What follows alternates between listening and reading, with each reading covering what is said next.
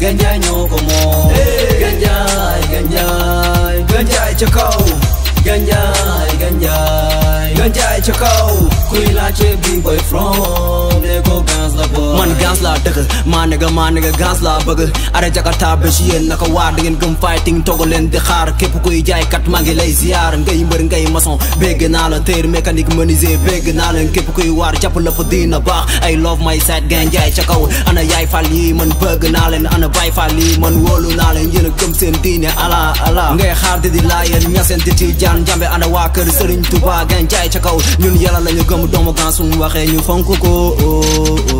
Famata ndaw na lépp nees Ganjay ñoo ko moom. salaamaaleykum mbokku Sénégal mbokku Afrique maa ngi nuyu ñëpp ku ci nekk ci turam ak santam di gërëm ñëpp itam fas yéene rek waxtaan tuuti ak waa Sénégal parce que toll nañ ci période boo xamante ne maanaam les choses commencent à se compliquer de plus en plus te loolu yëpp li ko waral pour man tekkaaralu ñi war a wax la te waxuñu ak itam ñi war a def te defuñ je pense que la responsabilité est largement située moom moo tax ma ne tey il faut ma def audio bi pour wone li nga xamante ne manquement la bu ngand ci suñu réew mu nekk loo xam ne it du problème mu tey rek waaye problème bu yàgg la gouvernement yi di succédé wante benn par benn di ko bàyyi muy jàll ngir lan ngir nekkal fi seen bopp rek te nekkaluñu fi le peuple sénégalais yi itam am ci part de responsabilité parce que dañuy toog rek di seetaan naan yàlla baax na dëgg la yàlla baax na di wax itam que mun nañu fal mun nañu folli mais su dee da nga fal toog juróomi at tu yàlla di galérer di xaaraat élection ñëw pour nga folli je pense que amul njëriñ parce que di nga defaat la même chose finalement dafay mujj nekk une routine te routine neex na wala mu baax ci loo xamante ne dina jëriñ mais lu dul jëriñ je pense que waruñu toog di xaar ëllëg parce que soo xoolee ni suñu réew di doxe continuité la depuis indépendance ba lay gouvernement bu ñëw rek continuité lay def continuité surtout ci côté infrastructure bi continuité ci côté industrialisation yi continuité ci façon bi ñuy gérer dëkk bi muy ñun d'abord peuple bi après mu nekk loo xamante ne pour man dañu toll foo xam ne dafa war a arrêter mais nag comme niñ koy waxee toute génération a son combat et je voudrais que ce combat-là soit notre combat à nous. Il est temps que ñu remettre yépp en cause parce que mënuñoo nekk ci dëkk boo xamante ne li ñuy lekk bitim réew lay jóge li ñuy solo bitim réew lay jóge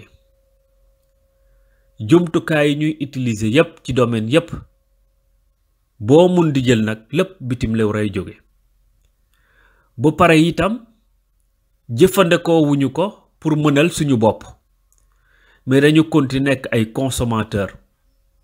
bokkañ je pense que loolu nekk na loo xam ne ça mérite aujourd'hui ñu poser wu ces questions là li fi amoon sax bu njëkk ba ma jël exemple textile bi amatul Sénégal ñi doon produire yépp ak côté alimentation li ci bëri dee na moo tax pour man c'est le moment que suñu gouvernement yi ak ñun ñëpp ñu jóg taxaw commencer xalaat économie comme j'ai la tendance à le dire il faut qu'on pense économie la plupart du temps soo xoolee ci suma xam-xam bu gàtt loi yi nga xamante ne yépp wala décret yi nga xamante ne yépp suñu nguur yi dañu ko jël dañ ko féetale ci côté politique maanaam nan lay def ba falu nan lay def ba diw du falu nan lay def ba toogaat fi lu yàgg nan lay def ba kenn duma fi mën a dindi. Toutes les lois ont été réfléchies et mises en place sous cette forme. Je pense que loolu dafa war a jóg tey soo jëlee côté agriculture bi nga xamante ne moo nekkoon suñu point fort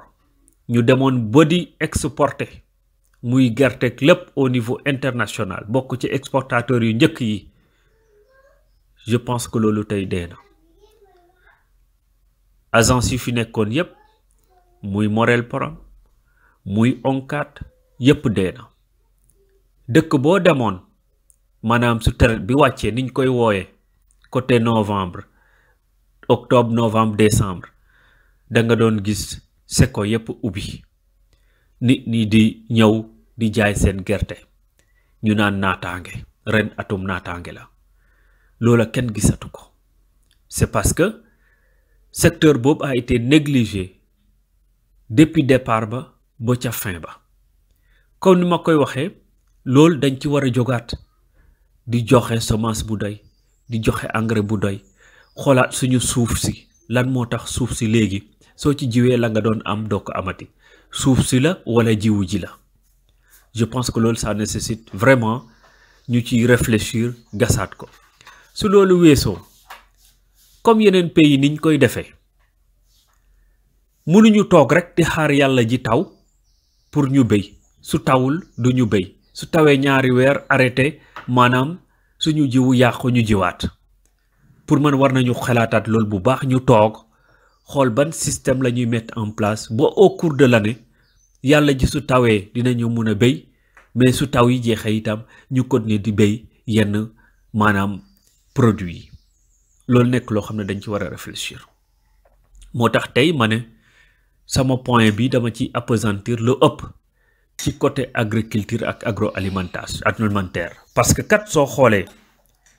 mënuñu di wax suffisance alimentaire depuis 1960 ba tey di wax insuffisance alimentaire suffisance alimentaire auto-alimentaire ba pare ñu ne duñu wax agriculture duñu wax maraîchage duñu wax leneen. Je pense que c'est un secteur boo xam ne fi mu nekk dafa dee te mënuñu vraiment régler autosuffisance alimentaire tant que secteur boobu defuñ ci liñ ci war a def. mënuma ñàkk a wax itam ci problème mu coronavirus bi ni nga xamante ne moom la suñu état di ko gérer ak ni nga xamante ne noonu la ko jëlee mu am une très grande légèreté boo xamante ne jéggi na dayoo damay poser wu question sax ndax état la ñu am wala lan la ñu am parce que état boo xamante ne du anticiper du préparer ay moyens lépp daf ko yaakaar ci toog di wax ak naxe je pense que loolu noonu war nañu ci jóg bu baax a baax a baax parce que soo xoolee crise bi crise sanitaire la suñ ne crise sanitaire pour man li ñu war a njëkk a def mooy ñu réfléchir comment faire pour anticiper afin que maladie bi du law ci dëkk bi ci loolu noonu pour man il faut ñu toog waxtaan rapidement avec les ressources du secteur sanitaire ñoom ñoo yor xam-xam bi ñoom ñoo yor expertise bi ñu joxe seen expertise wax ne lii ak lii ak lii ak lii suñu ko defee maladie bi pour mu propager wu ci dëkk bi du bëri wala dina jafeñ wala sax du am si bien que risque zéro n'existe pas la ca topp ñu ne soxla nañu jumtukaay yii ak yii ak yii ak yii su ngeen ko mettre suñu place dinañu mën a def suñu liggéey waaye ku xam Sénégal ak état sanitaire bi ni mu toll nga xam ne nit ñi dañuy am doom ba léegi ci dëkk yi di ñàkk seeni bakkan nit ñi di feebar paludisme wala lu ndaw xurfaan rek ñàkk ci sa bakkan mooy jumtukaay amul ci suñu hôpital yi amul ci suñu dispensaires yi amul ci Sénégal donc su feebar bi ñëwee pour man loolu noonu foofu la ñu waroon gën a appesantir. Est-ce qu'on a l'infrastructure qu'il faut pour se mettre face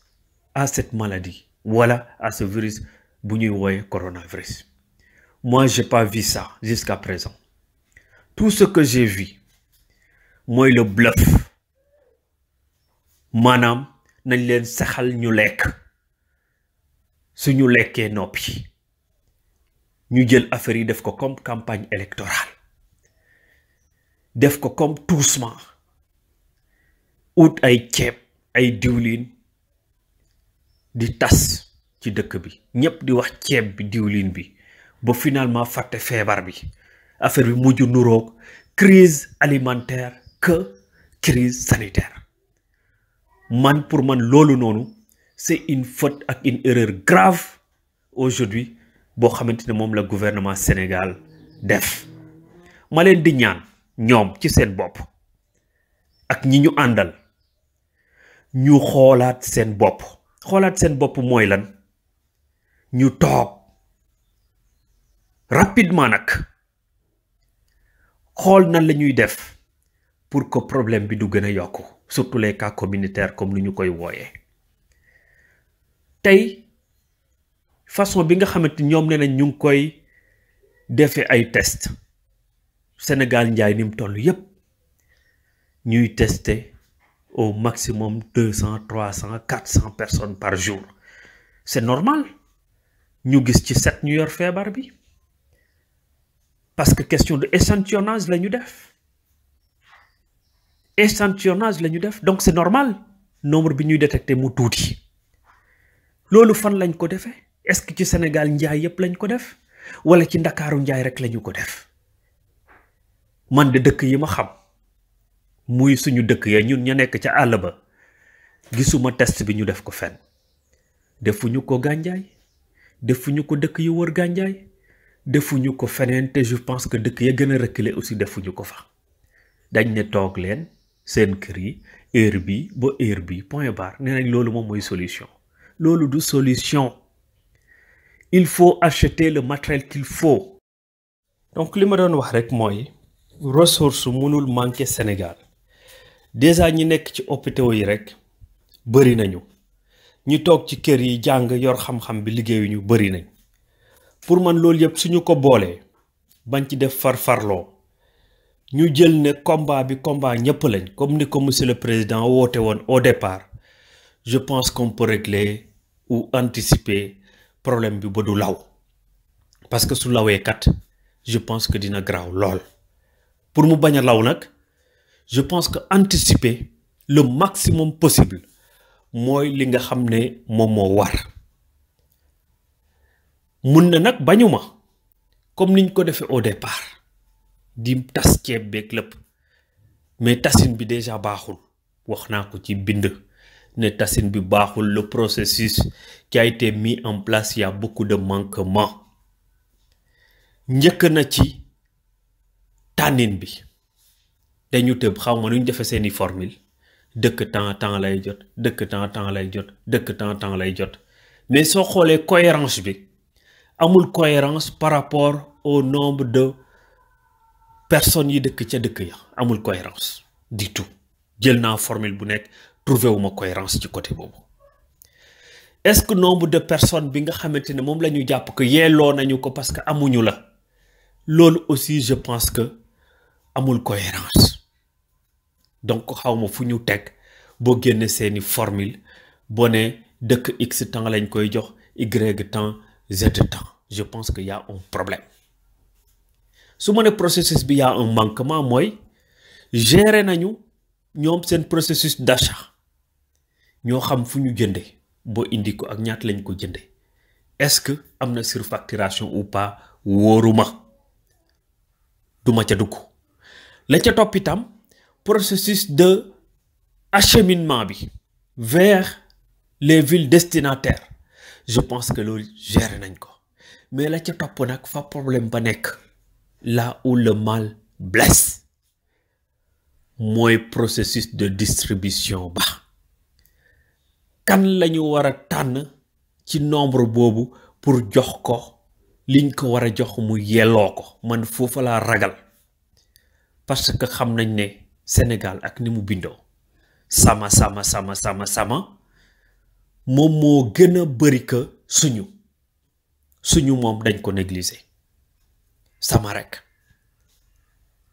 moom moo tax ma ne foofu laa gis problème am na tey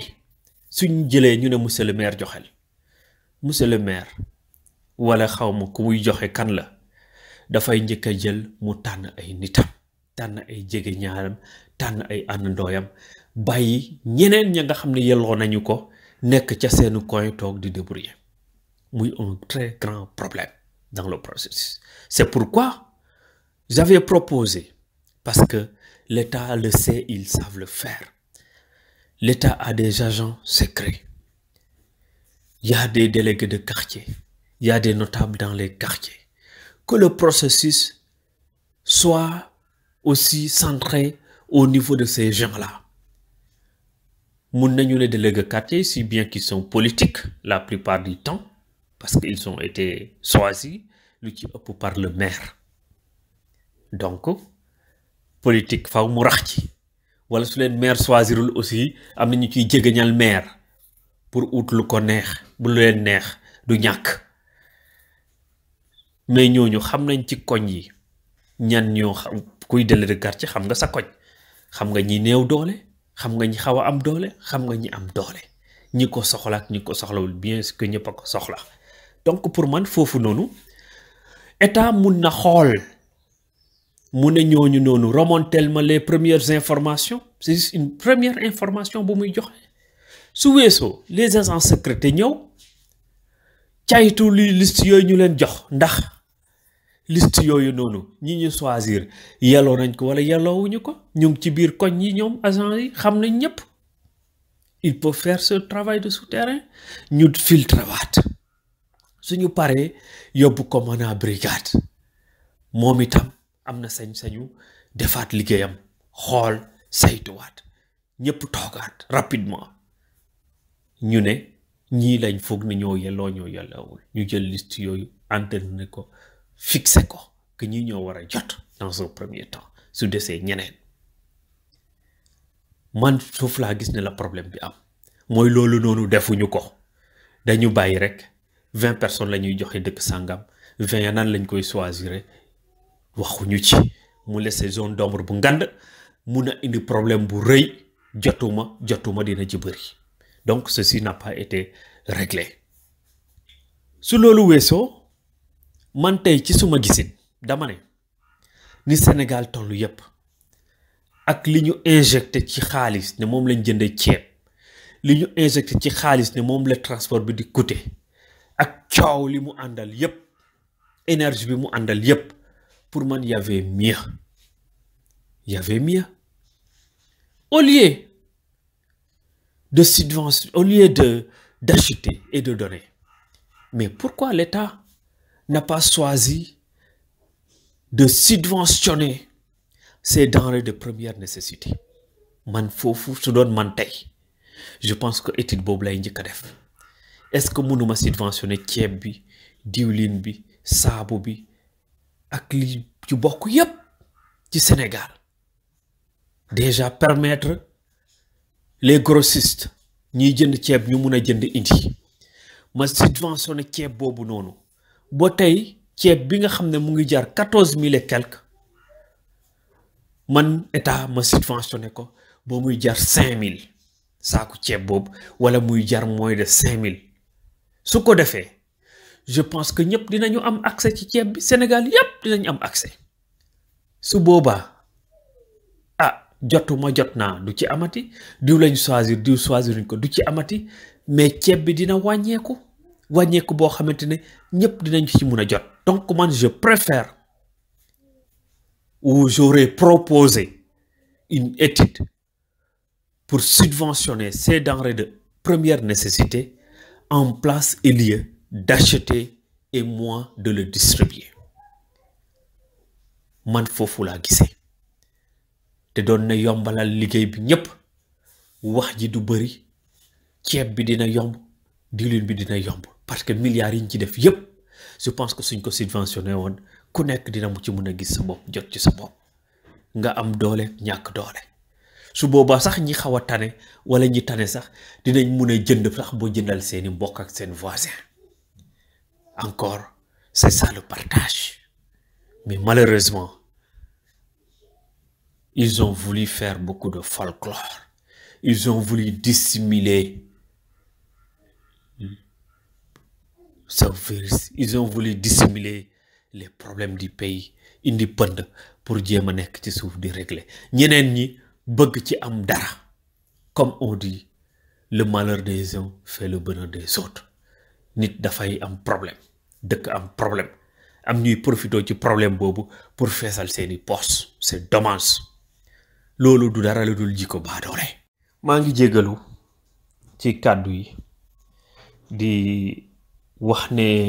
maa ngi gërëm ñi nar a déglu audio yi yépp di leen di ñaan itam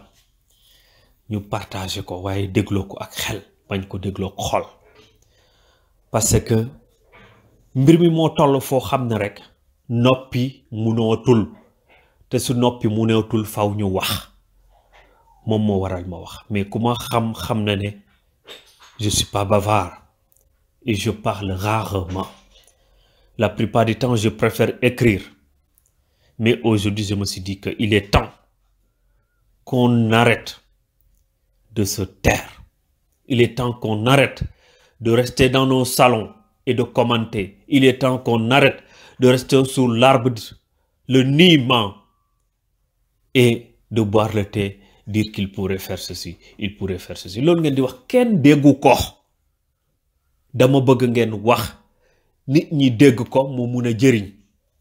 Il ne s'agit pas de critiquer, mais il s'agit d'analyser les problématiques. De sortir ce qui est cohérent, ce qui n'est pas cohérent. Mais au-delà de cela, aussi de proposer et même voir aller loin, c'est-à-dire d'essayer de mettre en œuvre certaines de vos propositions pour permettre aux autres de pouvoir s'y mettre. Voilà, je vous remercie. Jërëjëf.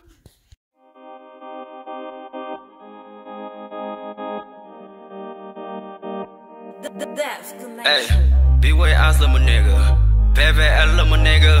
Gans la dëkk my nigga. Ganjay, ganjay, ganjay, ganjay, ganjay, ganjay, ganjay, ganjay, oh la la la la la la la li, oh la la la la la la li.